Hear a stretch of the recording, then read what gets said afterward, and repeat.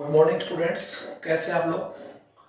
आज का टॉपिक हम लोग कंसल्ट करेंगे ब्लड सर्कुलेशन। ये जो टॉपिक है 11th और 12th आरबीसी में कॉमन टॉपिक है। और जैसा कि आपको मालूम है कि 12th क्लास जो आरबीसी है उसमें जो चैप्टर सर्कुलेशन वाला ब्लड वाला है, इसमें काफी टॉपिक उठा दिए गए हैं। और इस चैप्टर के हम लोग ऑलरेडी 2 या 3 वीडियो में बना भी चुका हूँ। तो आज का हमारा जो टॉपिक है ब्लड, तो हम लोग पहले पढ़ चुके हैं ब्लड का ऑर्गेनाइजेशन, ब्लड का संगठन पढ़ चुके हैं, ब्लड ग्रुप पढ़ चुके हैं और ब्लड के वर्क, यानी 3 टॉपिक हम लोग डिस्कस कर चुके हैं। आज का हमारा टॉपिक है ब्लड स्कंदन यानी ब्लड क्लोटिंग। तो मैं उसको लेकर पहले एक हेडिंग डाल दूं, blood clotting.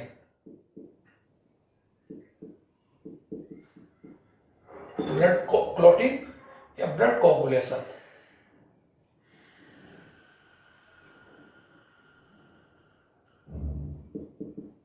Okay, blood coagulation.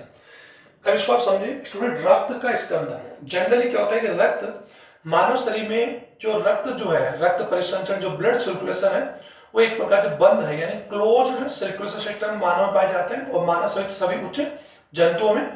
और रक्त वाहिनियों में जब ब्लड बहता है तो मानव शरीर में 3 प्रकार की रक्त वाहिनी है जो हम लोग डिस्कस करेंगे, धमनी यानी आर्टरी, शिरा वेन, और रक्त वाहिनी रक्त केशिका जिसे रक्त ब्लड कैपिलरीज कहते हैं।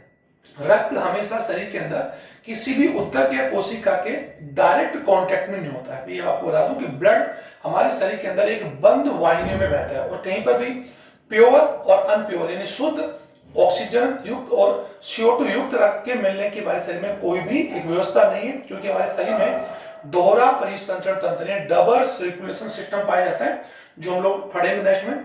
तो हमारे शरीर के अंदर क्या होता है कि रक्त वाहिनी में बहता हुआ जो ब्लड है उसका कभी भी क्लॉटिंग नहीं होती है, और उसके कई कारण है। क्योंकि रक्त वाहिनी में जब रक्त बहता है तो रक्त के अंदर यानी कोगुलेशन को रोकने के लिए प्रतिस्कंदन कारक, एक बार ध्यान दें, एंटी कोगुलेट यानी प्रतिस्कंदन कारक होते हैं। एक आप समझ लें, वे कारक जो रक्त वाहिनियों में रक्त के स्कंदन या रक्त क्लोटिंग क्रिया का विरोध करते हैं यानी रोकते हैं। और ब्लड क्लोटिंग वे कारक जो ब्लड क्लोटिंग क्रिया को प्रेरित करते हैं उन्हें बोलते हैं रक्त स्कंदन। तो प्रतिस्कंदन कारक एक्चुअली में क्या होता है, एंटी, आप इसको समझे, एंटी कोगुलेशन,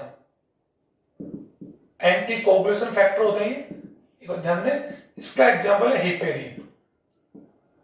हिपेरिन समझ आ रहा है, हिपेरिन और स्टामिन। हिपेरिन आप इसको समझे, हिपेरिन एक एंटी कोगुलेट फैक्टर है जो रक्त वाहिनियों में ब्लड क्लोटिंग को रोकता है। Okay sir.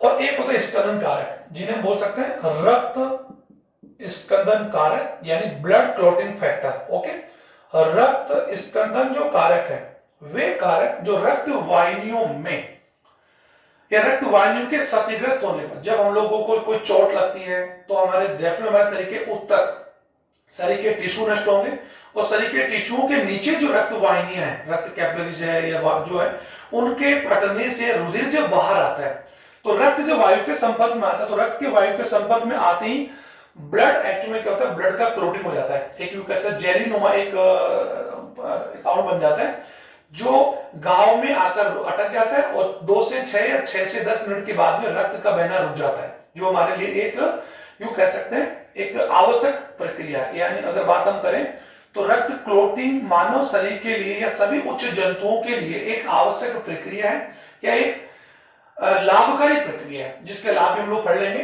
तो स्कंदन कारक क्या होते हैं, वे कारक जो रक्त वाहिनी के क्षतिग्रस्त होने पर रक्त क्लोटिंग यानी रक्त स्कंदन क्रिया को प्रेरित करते हैं, जिन्हें बोलते हैं स्कंदन कारक। और ये स्तनगन जो कारक होते हैं ये अप्रोक्सीमेट 13 होते हैं, ये ध्यान दें, जिन्हें फाइब्रिनोजन है, थ्रोम्बोप्लास्टिन है, थ्रोम्बिन है, कैल्शियम है।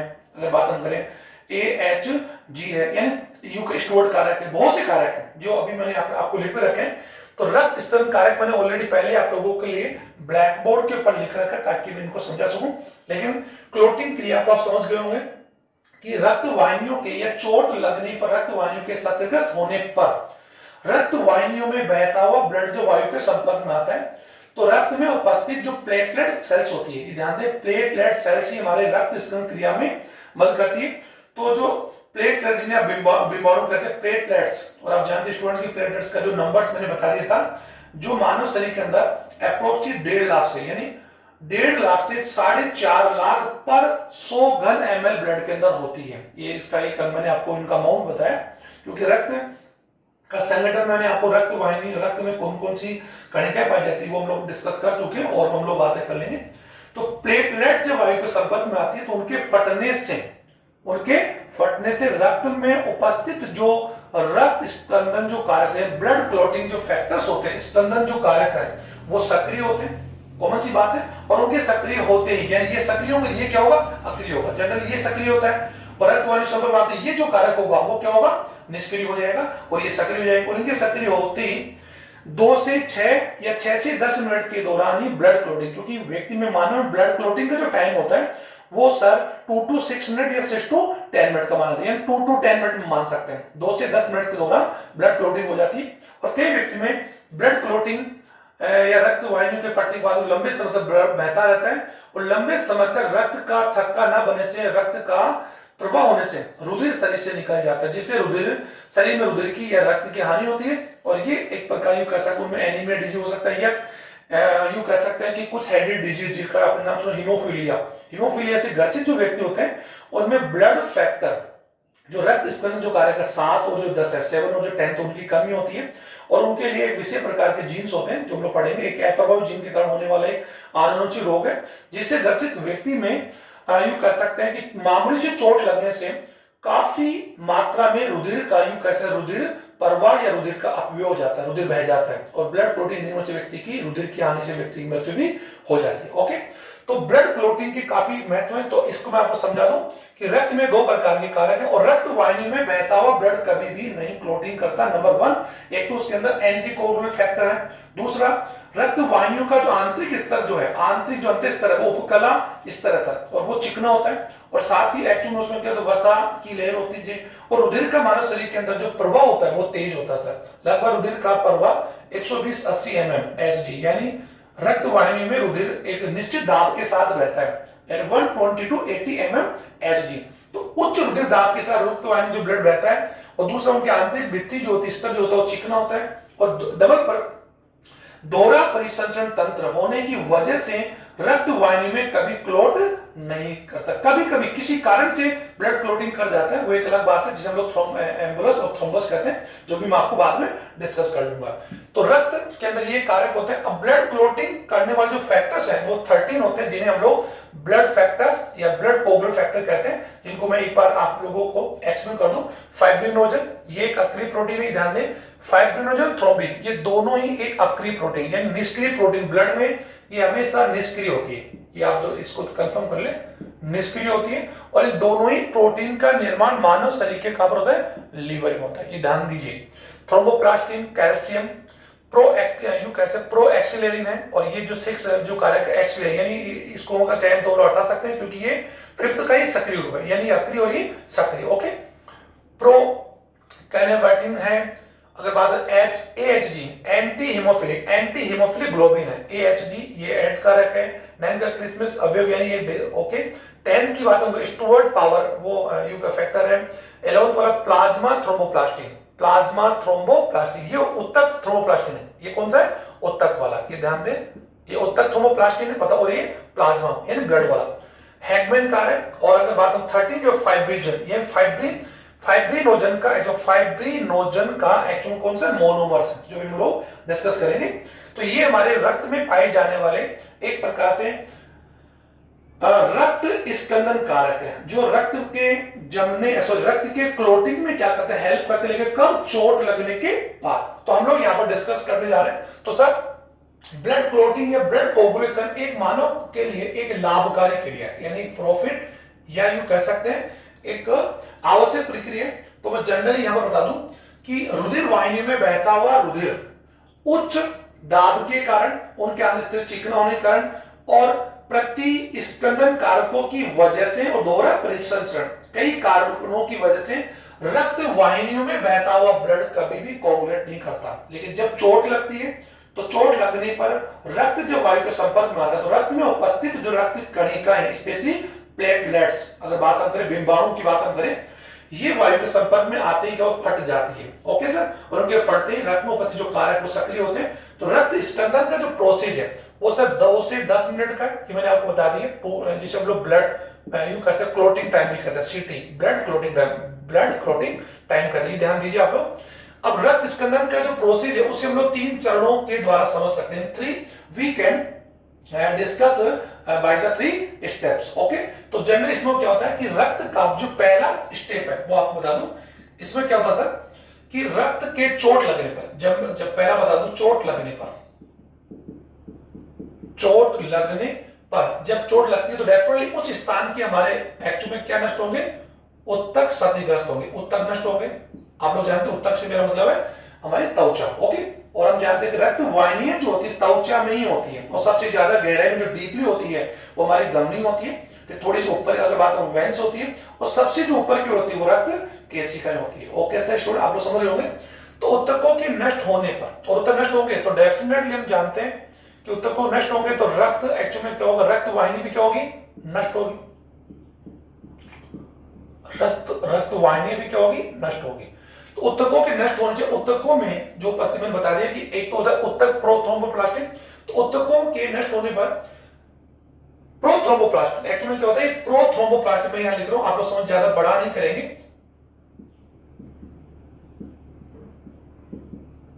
प्रोथ्रोम्बोप्लास्टिन का स्राव होता है, और प्रोथ्रोम्बोप्लास्टिन एक्चुअली में क्या होता है सर, एक्रिय होता है, ये ध्यान दें, अक्रिय होता है। और ये प्रोथ्रोम्बोप्लास्टिन कैल्शियम कारक, और कैल्शियम एक्चुअली इनमें से कारक है कौन सा, फोर्थ कारक से क्रिया करके थ्रोम्बोप्लास्टिन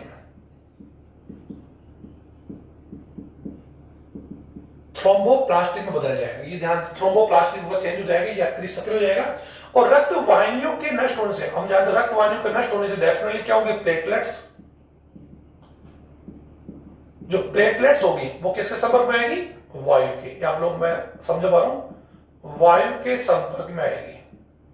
ओके सर, रक्त वाहिनियां फटेगी तो रक्त वाहिनियों के सदिकर होने से ये रक्त वाहिनी फटती है तो ब्लड बाहर आ रहा है, आप समझ पा रहे हैं, और ब्लड के बाहर आते ही वो एक्चुअली किसके संपर्क में आएगी, वायु एयर के संपर्क में आएगी।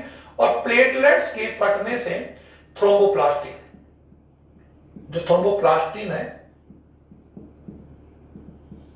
क्या होगा, वो बाहर हो। तो ये थ्रोम्बोप्लास्टिन कौन सा, रक्त वाहिनी प्लाज्मा का है, और ये कौन सा है, उत्तक का। ये दोनों थ्रोम्बोप्लास्टिन एक्चुअली में दोनों थ्रोम्बोप्लास्टिन जो है वो किससे क्रिया करेंगे, कैल्शियम से, एक ही बात है। और दोनों ही प्रोथ्रोम्बोप्लास्टिन कैल्शियम से क्रिया करके साथ ही वो ब्लड कोगुलेट फैक्टर, इसमें ज्यादा डिस्कस नहीं करेंगे, आप समझिए ब्लड कोगुलेट फैक्टर एक तो कौन सा, 7th blood coagulate factor 7th। Okay, और ब्लड कोगुलेट फैक्टर कौन सा, 10th, ये वाला जो स्टोर्ड पावर है, इनसे क्रिया करके या इनकी उपस्थिति में क्रिया करके ये दोनों ही प्रोथ्रोम्बिनेज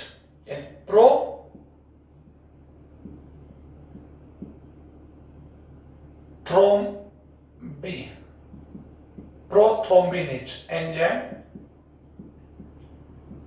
में बदल जाएंगे, एंजाइम को सक्रिय करेंगे, सिंपल तरीके प्रोथ्रोम्बिनेज। ओके सर, बहुत ही सिंपल वे में आप समझा रहे हैं। अब सर जनरली क्या होता है, ये पहला स्टेप हो गया कि उत्तकों के नष्ट होने से एक्चुअल में इस प्रकार से थ्रोम्बोप्लास्टिन या थ्रोम्बोप्लास्टिन, ये थ्रोम्बोप्लास्टिन एक्चुअल कौन सा है, ये थ्रोम्बोप्लास्टिन उत्तक का, ये प्लाज्मा का, ये दोनों ही कैल्शियम आदि से एन कारकों की उपस्थिति में प्रोथ्रोम्बिनेज में चेंज हो जाएंगे। ओके, अब जनरली क्या होता है कि रक्त में फाइब्रिनोजन, ये ध्यान दीजिए, फाइब्रिनोजन जो मैं बता दिया था, प्रोथ्रोम्बिन और फाइब्रिनोजन ये दोनों ही रक्त में पाए जाने वाले ब्लड कोगुलेट फैक्टर है। ये रक्त स्कंदन कारक ध्रुव है, लेकिन ये दोनों ही हमारे शरीर के अंदर एक्चुअल कौन से स्टेप पाए जाते हैं, अक्रिय। ओके सर, और इनका प्रमुख कारण क्या है कि रक्त में, ये मैंने बता दिया कि रक्त में जो फाइब्रिनोजन है, मैं यहां पर लिख रहा हूं, आप लोग समझ पा रहे हैं, इसकी आवश्यकता नहीं है। यानी पहला स्टेप आपके फाइब्रिनोजन मैं बता रही था, फाइब्रिनोजन और प्रोथ्रोम्बिन, ये जो प्रोटीन है, ये दोनों ही प्रोटीन, स्टूडेंट दोनों ही प्रोटीन है। ओके, ये दोनों ही मानव शरीर के अंदर रक्त स्कंदन कारक है, लेकिन ये अक्रिय अवस्था में पाया जाता है। और इनका अक्रिय अवस्था में पाए जाने का प्रमुख कारण यह है कि रक्त में जो प्रतिस्पंदन कारक है, एक प्रतिस्पंदन कारक है जिसका नाम मैंने अभी लिखा था हिपेरिन। तो सर हिपेरिन को हम लोग क्या बोलते हैं, एंटी प्रोथ्रोम्बिन भी कहते हैं। क्या बोलते हैं, हिपेरिन का दूसरा नाम क्या है सर, यहां पर आप समझ पा रहे होंगे, एंटी प्रोथ्रोम्बिन, एंटी प्रोथ्रोम्बिन है। ओके, तो एक्चुअल में होता है क्या है कि ये एक्टिव अवस्था में होता है, लेकिन जैसे ही थ्रोम्बोप्लास्टिन, जो थ्रोम्बोप्लास्टिन है वो कैल्शियम और 7th और 9th 10th कारक से क्रिया करके वो एक्चुअली क्या होता है हिपेरिन को, और हिपेरिन एक्चुअली कौन सी अवस्था में होता है सक्रिय, तो हिपेरिन की वजह से ये दोनों कौन सी अवस्था में होते हैं अक्रिय, समझ पा रहे हैं, इसलिए रक्त और ब्लड का कोगुलेशन नहीं होता। लेकिन जैसे ही हिपेरिन एक्चुअली क्या हो जाएगा, हिपेरिन क्या हो जाएगा अक्रिय हो जाएगा, और हिपेरिन को अक्रिय किसने किया, इन सभी कारकों ने मिलकर, जो भी हमने बताया। तो हिपेरिन की अक्रिय होती ये जो फाइब्रिनोजन जो है या जो प्रोथ्रोम्बिन है, ये प्रोथ्रोम्बिन एक्चुअली किस में चेंज हो जाएगा, थ्रोम्बिन में। आप समझ पा रहे हैं, तो मैं अगला स्टेप आपको यहीं से समझा दूं, ये मैंने आपको लिख दिया, ये मैं ऊपर हटा रहा हूं, एक बार समझिए। तो ब्लड कोगुलेट का जो दूसरा यानी पहला स्टेप है, और दूसरे स्टेप में क्या होगा कि रक्त में पाया जाने वाला जो प्रोथ्रोम्बिन, और सर इनके इंग्लिश के नाम भी अगर आप लिखेंगे तो इसी प्रकार प्रोथ्रोम, ओके सर, कोई अलग नहीं है, आप लोग लिख सकते प्रोथ्रोम्बिन। अभी भी बताया कि प्रोथ्रोम्बिन एक में रक्त में पाया जाने वाला एक अक्रिय रक्त स्कंदन कारक है, जिसे हिपेरिन नामक जो कारक होता है वो अक्रिय रखता है, और हिपेरिन एक्चुअली कौन है, एंटीकोगुलेंट फैक्टर। तो हिपेरिन पहले क्या होगा, वो सक्रिय से क्या होगा, अक्रिय होगा, और हिपेरिन के अक्रिय होते ही ये दोनों कारक यानी सिंपली पहले ये और फिर ये कारक क्या होगा, सक्रिय होगा। तब समझ पा रहे हैं। तो प्रोथ्रोम्बिन जो प्रोटीन है, प्रोथ्रोम्बिन जो प्रोटीन है, इस प्रोथ्रोम्बिन प्रोटीन को एंटी, अभी मैं लिखा था एंटी प्रोथ्रोम्बिन जिसका नाम है हिपेरिन, हिपेरिन के सक्रिय होते हैं, सॉरी अक्रिय होते हैं। इसको भी आप कंफर्म कर लें सर, ये आप इसको लिखेंगे हिपेरिन, ओके सर। हिपेरिन के एक्टिव यानी अक्रिय होते ही प्रोथ्रोम्बिन जो है, प्रोथ्रोम्बिन एक एंजाइम, और इनका निर्माण किसने किया, ये एक प्रोसेस है, वो एक सामान्य प्रोसेस है। तो प्रोथ्रोम्बिन एंजाइम इस प्रोथ्रोम्बिन को किसमें बदल देगा, थ्रोम्बिन में।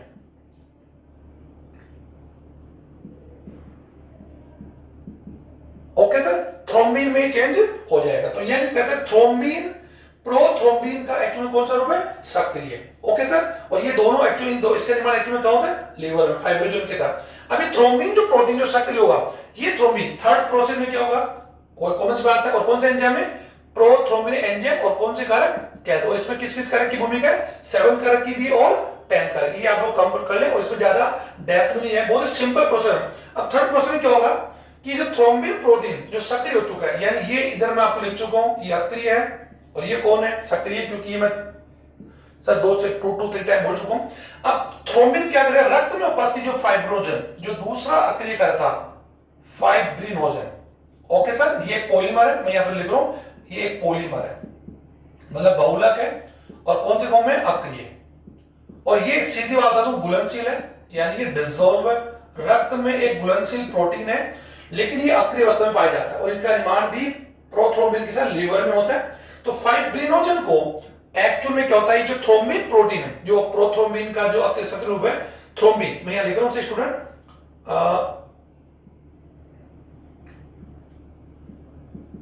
थ्रोम्बिन जो कारक है, ओके सर, अन्य कारकों के साथ क्रिया करके ये प्रोफाइब्रिनोजन को अघुलनशील किसमें चेंज कर देगा, फाइब्रिन।